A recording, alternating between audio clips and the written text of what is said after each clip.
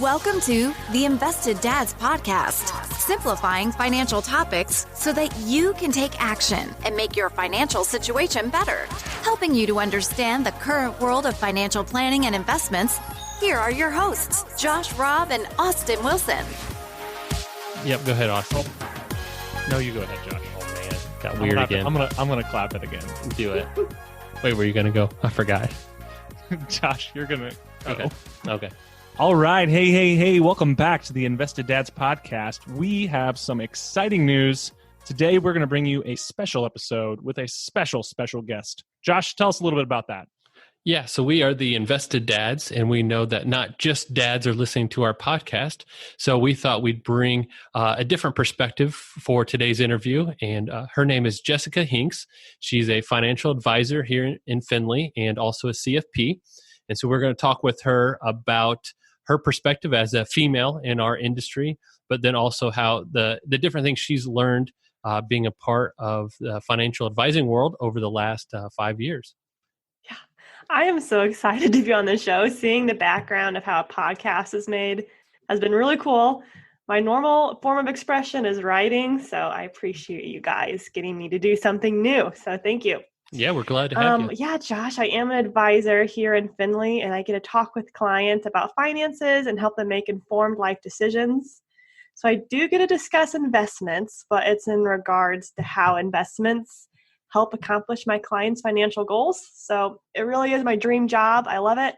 Now I just have to find some better coworkers, and I'll be happy. That's a joke. And the good one. Full disclosure, the joke is because we're actually her coworkers, and so she does have to put up with us on a daily basis. And so far, it's been okay, I think. Yeah, she's really scraping great. the bottom of the barrel with who she's doing her first podcast with. No, they're awesome. You guys are awesome. So is everyone else here at the office.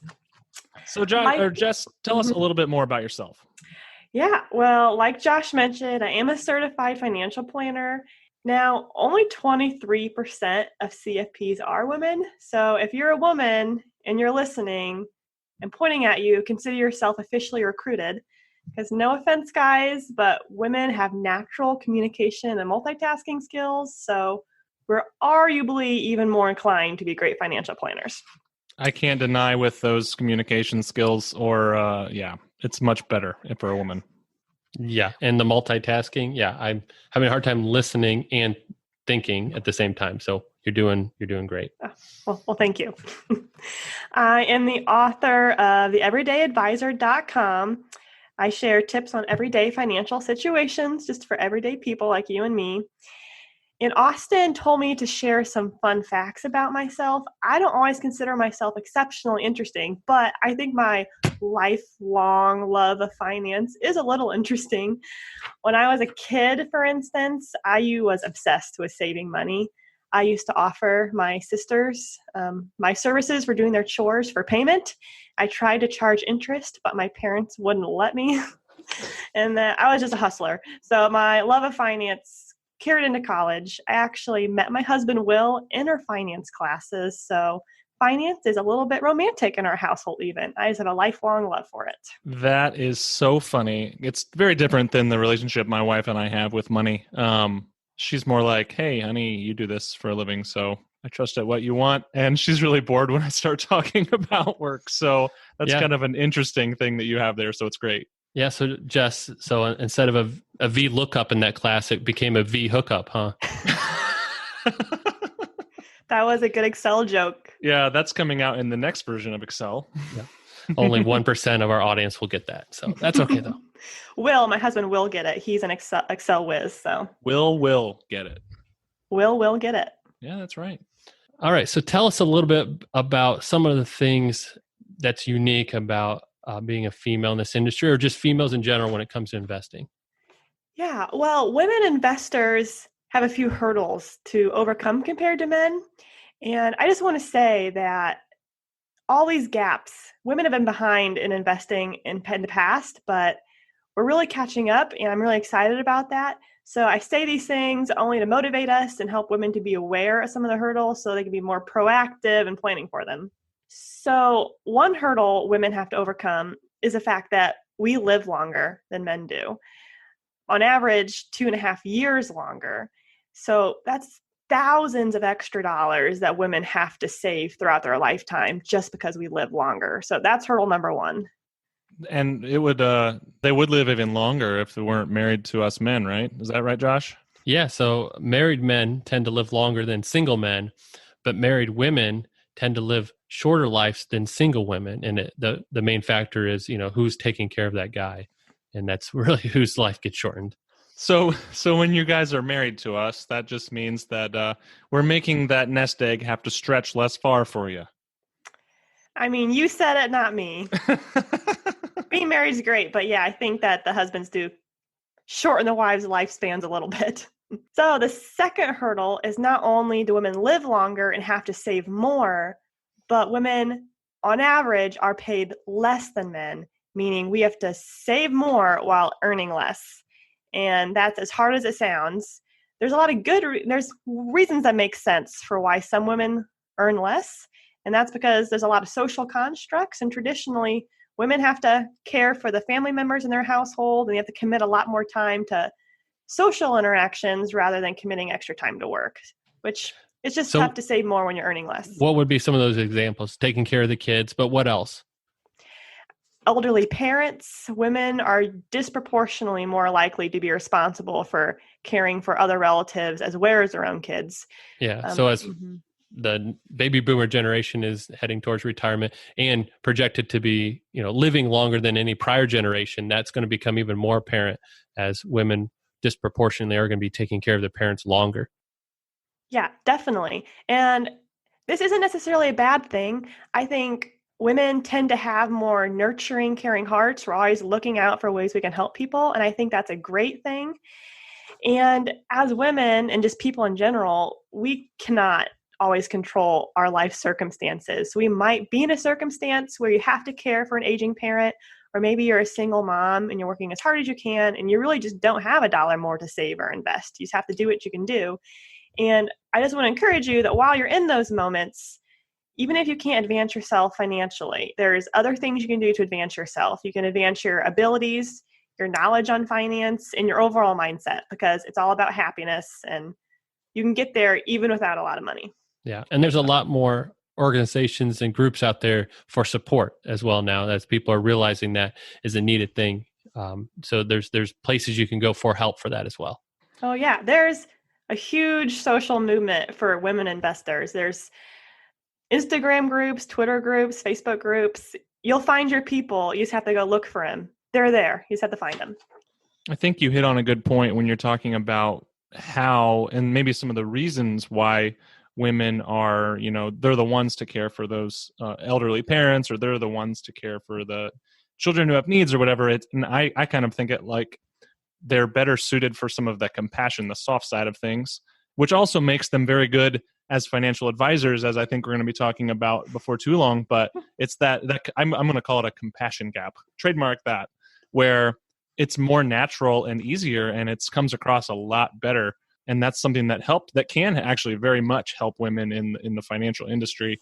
But it's the reason that they're often chosen or do choose to help out around the house more, help out with their parents more, or whatever. So yeah, definitely a different world.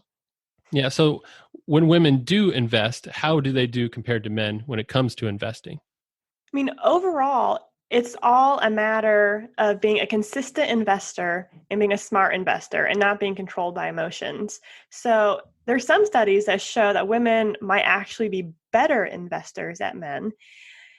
And like I said, there's hurdles. Women tend to invest maybe too little and too infrequently, but that doesn't mean that we're not as good investors. I think our returns are arguably the same, even sometimes better compared to some studies. I think maybe you found a study that showed that, right, Josh?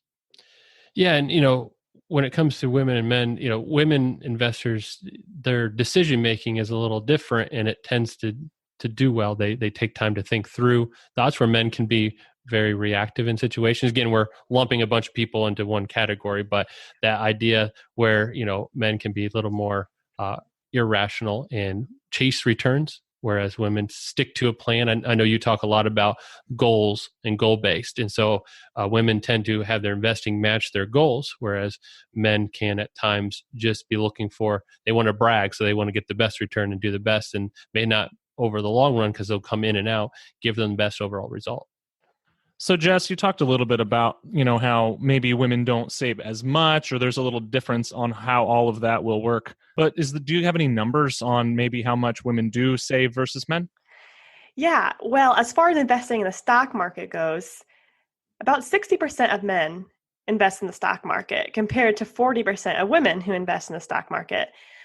That's a 20% gap, but it is narrowing, and it's narrowing more every year, which is really exciting. And I think that some things that help with that is, one, technology.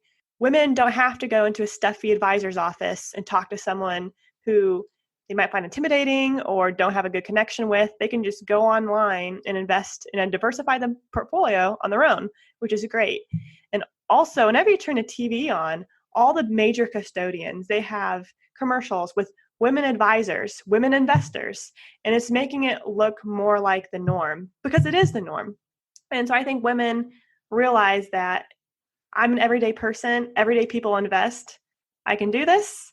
And because of that, the gap's narrowing. So that's exciting for me.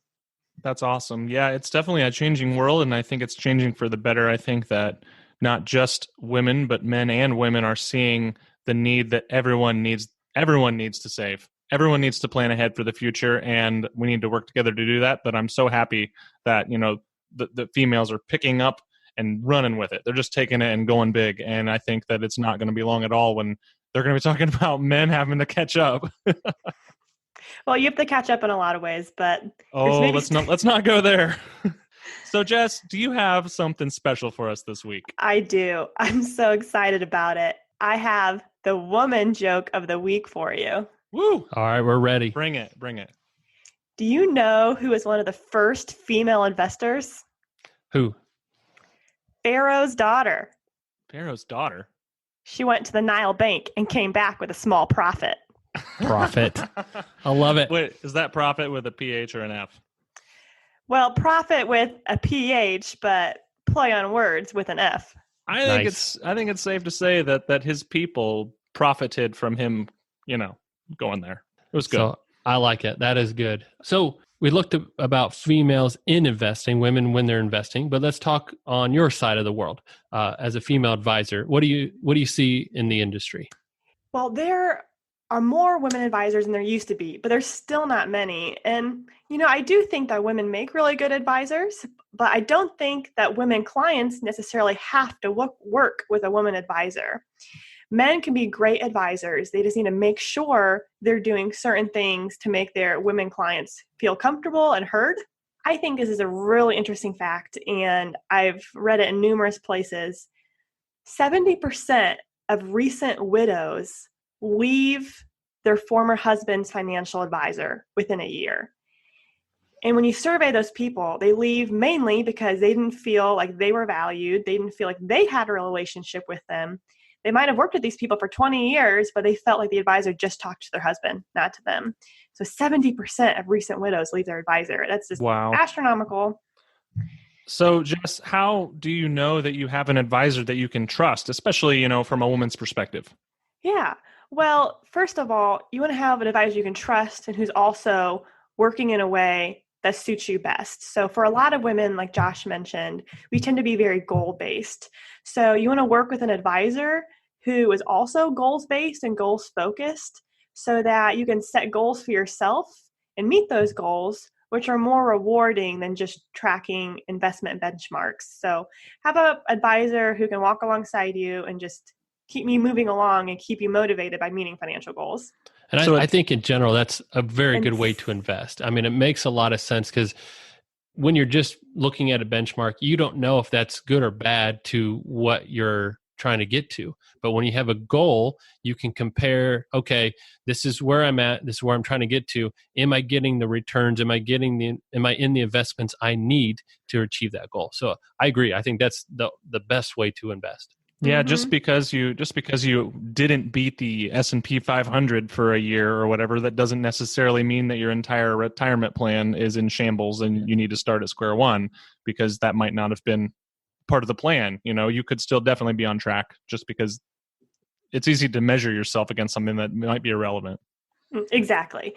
And from a lot of women, maybe their goal is saving for a new car, getting an emergency fund, getting $500,000 in their portfolio. Is really obvious benchmarks that you can keep in your mind and keep working towards. So this will be a fun test that if you have an advisor already, do this. So talk to your advisor and figure out how many seconds it takes for them to interrupt you if you're telling them a story or a concern you have. There's been a survey and studies with doctors. The average doctor who is educated to listen to their patients only takes 18 seconds before they interrupt their patients. I think that's wild. Unfortunately, I think it's the same way in the financial planning industry. So just pay attention to how well your advisor listens.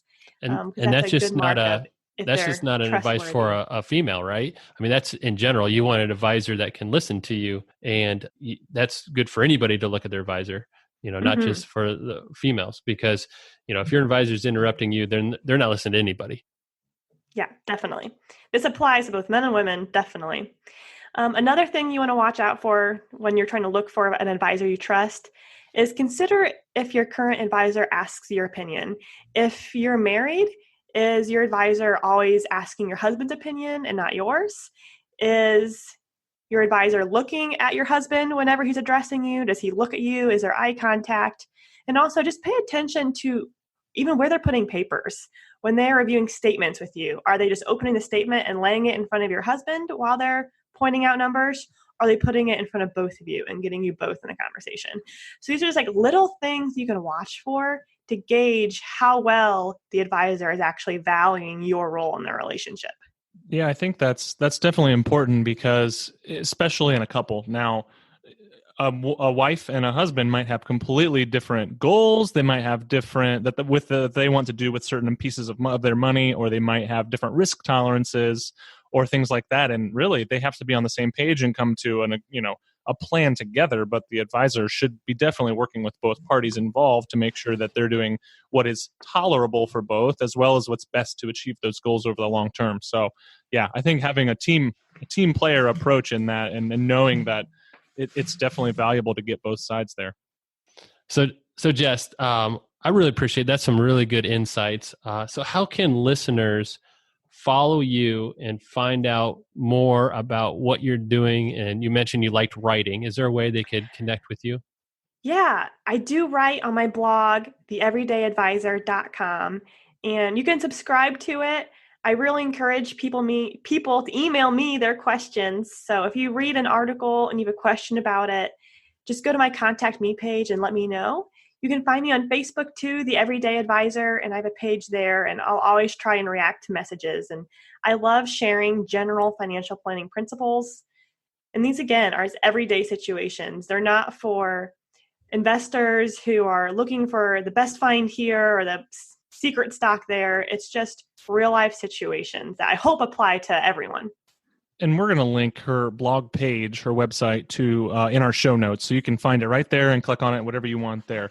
So this week, listeners, we are challenging you. You do not need to, you already have our 8 timeless principles of investing. But today, your challenge is to go to Jess's blog page, read some blogs, learn something, and subscribe to that newsletter, because it is great. She'll send you an email with her latest blog every week, and it is super informative. And I know that I personally enjoy listening and reading to that, or not listening to them, but reading them every week. So it's definitely a highlight of my week when that email comes. So and Jess, you also have a thing on your website. It's a checklist for people. It's free as well, right?